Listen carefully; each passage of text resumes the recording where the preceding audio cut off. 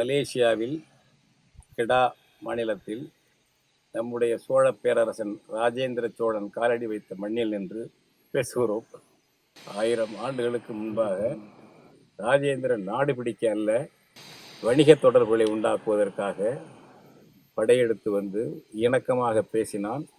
இணக்கமாக பேசாமல் போரிட்டவர்களை போரிட்டு வென்றான்.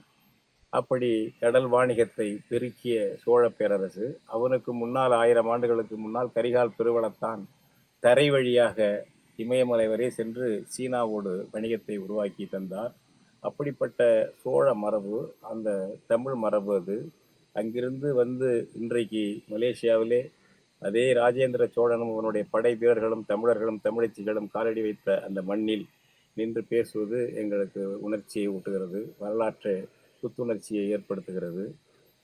இங்கே வாழக்கூடிய நம்முடைய தமிழ் சொந்தங்கள் தமிழ் சமய சிறப்பு மாநாடு என்ற 5ஆம் மாநாட்டை நடத்தினார்கள். அந்த மாநாட்டில் உரையாற்றுவதற்காகத்தான் பத்துக்கோவில் அருகே நடந்த பத்துக்கோவில் நிர்வாக மண்டபத்தில் நடந்த அந்த மாநாட்டில் 16/9/2025 அன்று கலந்து கொண்டு பேசுவதற்காக தம்பி ஆய்வாளர் ஆய்வுச்செம்மல் மன்னர் மன்னன் அவர்களும் நானும் நம்முடைய தம்பி புகழ் நல்லரசும் தமிழ்நாட்டிலிருந்து வந்தோம். பேரறிஞர்கள் கலைஞர்கள் எல்லாம் இந்த பகுதியில் இருந்து மலேசியாவிலிருந்து கலந்து கொண்டார்கள்.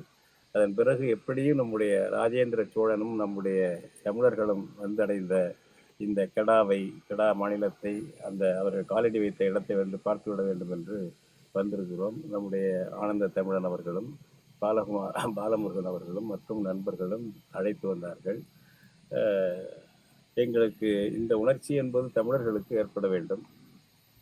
எனக்கு உடனடியாக பாவேந்தருடைய பாடல் தான் நினைவுக்கு வருகிறது. இங்கே நிற்கும் பொழுது, பூட்டிய இரும்பு கூட்டின் கதவு திறந்தது, சிறுத்தையை வெளியே வா, சிங்க இளைஞனே, சிங்க இளங்கியே, இளங்கியே என்பது நான் சேர்த்து கொண்டது, சிங்க இளைஞனே, சிங்க இளங்கியே, வழி வழி வந்த உன் மரத்தனம் எங்கே, மொழிப்பற்றெங்கே, விழிப்புற்று எழுக, வையகம் ஆண்ட வண்டமிழ் மரபே, மீண்டும் வையகம் புகழ வாழ்வதற்கு 7 7 7 என்று பாவேந்தர் பாடலை பயன்படுத்தி ஒட்டுமொத்த தமிழ் இனத்திற்கு, தமிழ் குலத்திற்கு இந்த வேண்டுகோளை வைத்துக் கொள்கிறேன். இந்த இடத்தில் நின்று, இந்த கடாரம், இந்த மண்ணில் நின்று, சிவன் கோயில், அந்த காலத்திலே இருந்த சிவன் கோயில் முன் நின்று, அதே கற்கள் அப்படியே ஒரு தகர்ந்த நிலையில் நம்முடைய படிவமாக நிற்கிறது சிவன் கோயில். அதன் முன்பிருந்து இந்த உறுதியை ஏற்க வேண்டும் என்று ஒட்டுமொத்த தமிழர்களுக்கு கேட்டுக்கொள்கிறேன். நன்றி, வணக்கம்.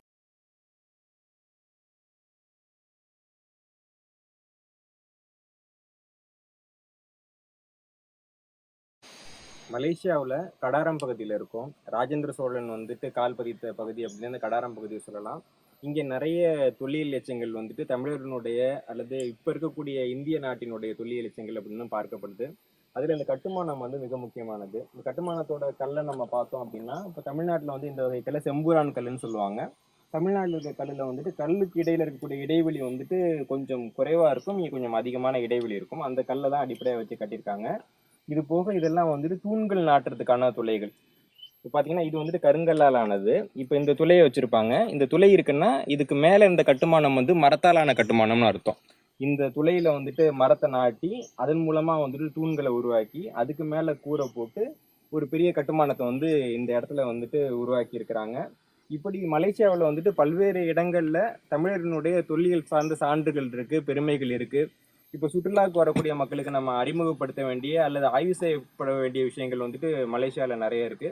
இப்போதான் நான் முதல் தடவையாக வந்திருக்கிறேன். இனி வரும் பயணங்களில் வந்துட்டு இன்னும் அதிகமான விஷயங்களை தெரிஞ்சுக்கணும், தமிழ்நாட்டில் இருக்க மக்களுக்கு சொல்லணும் அப்படின்னு ஆசைப்படுறேன். ஏன்னா இப்போ மலேசியாவுக்கும் தமிழகத்துக்குமான தொடர்பு வந்துட்டு ராஜேந்திர சோழன் தான் முதன்முறையாக உருவாக்குனார் அப்படின்னு சொல்ல முடியாது. அவருக்கு முன்பிருந்தும் நிறைய தொடர்புகள் இருக்கு.